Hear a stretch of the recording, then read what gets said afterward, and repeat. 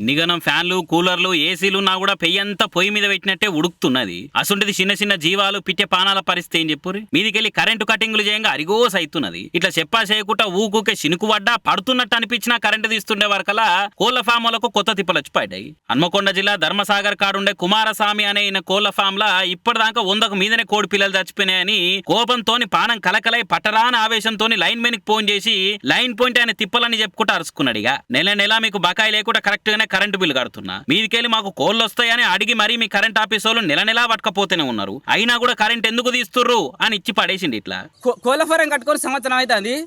ఇప్పుడు ఈ వచ్చే జూన్ నెల జూలై నెలలా జూన్ మే నెలలా ప్రతిసారి వర్షం పడ్డప్పుడు కరెంట్ పోతుంది. వర్షం పోదాక మంగళ మండకాడ డీపీ బంద్ చేస్తాలు, ఇక కదా ఊళ్ళకి ఇత్తాలు ఈ లైన్ బంద్ చేస్తాలు, ఊళ్ళకి ఇత్తాలు ఈ లైన్ బంద్ చేస్తాలు. ఇక్కడనే ఉన్నా నేను, వీడియో తీస్తాను అది మొత్తం కూడా. నేను ఇప్పుడు ఇలా రచ్చరచ్చ కాకపోతే ఏమన్నావు చూడు, నువ్వు ఆ లైన్ ఎందుకు ఊకే బంద్ అవుతుంది? ఆ లైన్ దేని కొరకు బంద్ అవుతుంది? ఆ లైన్ ఎక్కడ డిఫాల్ట్ ఉన్నది? ఎక్కడ డిఫాల్ట్ ఉన్నది నాకు చెప్పాలి. అది నువ్వు ఎన్ని రోజులు అవుతుందా డిఫాల్ట్? ఒక నెల చూస్తావు, 10 రోజులు చూస్తావు, 20 రోజులతో నెల ప్రతిసారి వాన వచ్చినప్పుడా లేదే కదా, వాన వచ్చినప్పుడా లేదే కదా. నిన్న కట్టా సార్, నిన్న కట్టిన ఫోన్ పే తోటి కట్టాలంటే 5,181 రూపాయలు కట్టి నిన్న జూన్ నెల మీ బిల్ అంతా. ఫ్యాన్లు తిరుగుతాను, అవి తిరుగుతాను, ఇవి తిరుగుతాను అని ఏమైనా డ్యూ ఉన్నానా? ఏమైనా కడతలేనా? వచ్చినప్పుడు అలా కోడి పిల్లలు ఇస్తలేమా వాళ్ళకు? సార్ మాకు మా ఫార్మాలిటీ ప్రకారం మాకు కోడి వస్తా అంటే ఇస్తలేమా? ఎందుకు సార్ ఇట్లా చేస్తారు రాసావాళ్ళను?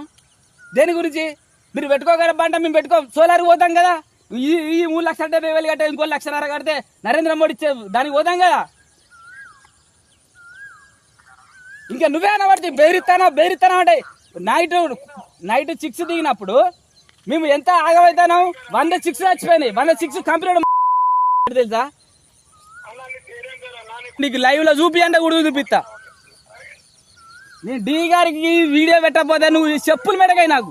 ఇక ఈ వీడియో ఇంత వైరల్ అయ్యే వరకలా అదన్న అట్లాడుగు, నువ్వు తగ్గొద్దు లేకుంటేంది కరెంటు కోతలతో పానం కుత అవుతుంది అని అంటే తొండల మీద బండలెత్తేసి బదనాం చేస్తారు అనుకుంటా ఇంకొందరు గులుగా పట్టిరు. మరి ఇంకా అసలైన వానకాలం ముంగట ఉన్నది. అప్పటికింకా కరెంటు తిప్పలు ఎట్లుంటాయో, కరెంట్ ఆఫీస్ వాళ్ళు చేసే కవర్ డ్రైవ్లు ఎట్లుంటాయో చూడాలి. మరి ముద్రగడ పద్మనాభరెడ్డి గారు అన్నంత పని చేసిండు కదా, ఓట్లకు ముందు పవర్ సార్ ను ఓడించకుంటే నా పేరునే పద్మనాభరెడ్డిగా మార్చుకుంటా అని ఎగిరెగిరి పడి సవాల్ చేసిండు. పవన్ సార్ ను ఓడిలేదు కాబట్టి సవాల్ ఓడిపోయిండు. పవన్ కళ్యాణ్ గారి గురించి నేను సవాలు విసిరానండి. పిఠాపురంలో ఓడించి పంపకపోతే నా పేరు మార్చుకుంటాను పద్మనాభరెడ్డిగా అని చెప్పడం జరిగిందండి. ఓటమి చెందాను అన్న మాట ప్రకారంగా నా పేరు పద్మనాభరెడ్డిగా మార్చమని చెప్పేసి గెజిట్ పబ్లికేషన్ కోసం పేపర్స్ అన్ని రెడీ చేసుకున్నానండి.